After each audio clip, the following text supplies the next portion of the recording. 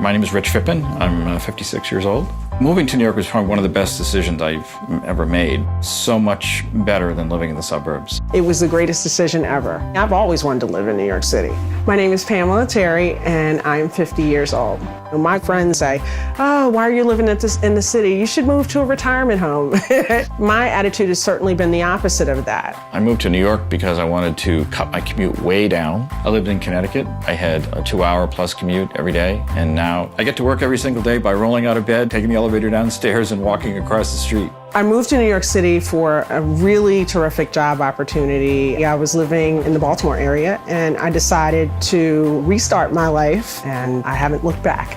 My favorite thing to do in New York is to explore, whether it's going to the Met or walking through Central Park. If you can't fill up your weekend, you're doing something wrong. There's so many wonderful things to do and experiences to be had. It's just about going to a new part of the city and checking it out. I walk around the city a lot, and I love taking my camera out. There's no place better to find those unusual, exciting moments to capture.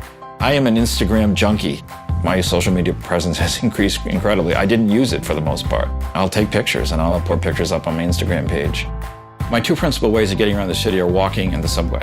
And Zipcar fills in the gap if I need a set of wheels. When I lived in Connecticut, I owned a car, and thank goodness got rid of it. I have no intention of ever owning a car again. I gave up my car when I first moved here because there is absolutely no place to park it. I have other options that are more economical for getting around now. For me, it was just the obvious choice. Having Zipcar nearby and close and right in my building is really important to me. When you live in the city, your day is physical from the moment you walk out the door. You are walking, you are running, catching public transportation. If someone is willing to make that commitment to move to a city and be more active, that's a positive for someone at my age. Moving to the city, I will ride a bike through the bike share programs. It makes me feel very good to have that kind of physical activity. I'm really into indoor cycling, and I'm certainly able to outlast any group of youngsters in one of those classes. So I love that at 50. When I lived here in my 20s, I was still really a small town boy from Massachusetts,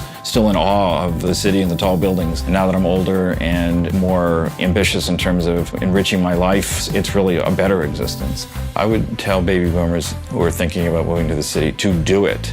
I feel so much more alive. I don't believe city living is for the millennials. I believe that it's for anyone of any age. When your kids have grown up and gone on, you've got so much more opportunity to enjoy living in the city that you may not have had when you were younger. It was a great decision to move to New York. My life has changed. I smile a lot more living in the city. It was definitely on my bucket list, and so I've checked it off.